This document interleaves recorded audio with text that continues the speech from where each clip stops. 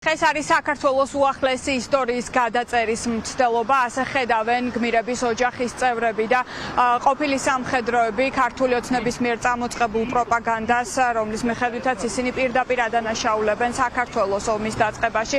ჩვენი რესპონდენტი დღეს იყო გიორგი ანწუხელიძის საქართველოს ეროვნული გმირის მეუღლე, რომელიც პირდაპირ და ძალიან ღიად ამბობს, რომ ქართული ოცნების პროპაგანდა არის თავიდან ბოლომდე იმ გმირების შეურაცხყოფა, ვინც 2008 წელს ქვეყნისთვის თავი გაწირა. ასევე დღეს ჩვენი რესპონდენტი იყო ია პაიჭაძე, რომელიც 2008 წელს იყო ვიცე-პოლკოვნიკი, პოლიციის მაღალჩინოსანი. მან ძალიან კარგად იცოდა რა ხდებოდა საქართველოში, როგორ შემოდიოდა ეტაპობრივად რუსეთი, როგორც აწყობდა პროვოკაციებს და თავად გვიყვება, რომ ეს ომი არც 7 და არც 8 აგვისტოს დაწყებულა, ეს ომი ჯერ კიდევ აგვისტოს დასაწყისში პირველ ორში დაიწყო, როდესაც რუსეთმა პროვოკაციები წამოიწყო და აფეთქებდა საქართველოს ტერიტორიებს და შემდგომ უკვე როკის გვირაბით შემოვიდა საქართველოში რუსული რეგულარული არმია და საქართველო მხოლოდ და მხოლოდ თავს იცავდა 2008 წელს. ასეთი არის ია პაიჭაძის გზავნილი. რუსებთან დაკავშირებით ჩემი აზრი ყველამ კარგად იცის და არაერთხელ მithქვამს 8 აგვისტოსაც ვთქვი, რომ ომი დაიწყო რუსეთმა და რუსეთმა ჩვენი ისინი ოჯახის წევრები დახოცა და რა ვიცი მეტი რაღა უნდა ვთქვა ახლა. გორშიც ყველამ კარგად იცის რაც ხდებოდა და რეებსაც აკეთებდნენ რუსი ოკუპანტები. ეს თუ ვერ ხვდებიან ხალხი, არ ვიცი მართლა.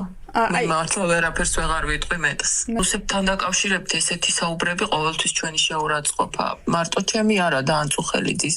ყველას იქ ხო ყველა ამდენი ის დაიღუპა ქართველი ჯარისკაცი და რა ვიცი მე ვფიქრობ ყველას ოჯახის შეურაცხყოფა. აი გიორგი რომ დღეს ცოცხალი იყოს, რას იფიქრებდა ესეთ განცხადებებზე, როგორ ფიქრობთ? იგივეს ალბათ. ეს არის ქვეყნის ინტერესების ღალატი და აბუჩა თაგდება. ეს არის ქართული ოცნების რუსული პოლიტიკის, რუსული კურსის კიდევ ერთხელ აშკარად გამოვლინება და მე ვფიქრობ, რომ ეხლა დაიწყეს მადლობით გააგრძელების სავარაუდოდ ბოდიშით, როგორც განაცხადეს. გარდა ამისა, მე ვფიქრობ, რომ განსაკუთრებული ცინიზმია ის, რომ დაბომბილი ქალაქის საკრებულოს თავმჯდომარე აკეთებს მსგავს განცხადებას. როგორ არ უნდა გიყვარდეს საკუთარი ქვეყანა და ერი, რომ მადლობა გადაუხადო მათ, ვინც შენის სამშობლო დაბომბა და საკუთარ თანამოქალაქეები დაგიხოცა. მე არ მესმის. რაც შეეხება იმას, რომ უღონდათ წინა ხელისუფლებას რამენაირად ბრალი დასდონ რაღაცაში და მოსხონ ლაქა. ხო, არ შეიძლება ქვეყნის ისტორიის გადაწერა, არ შეიძლება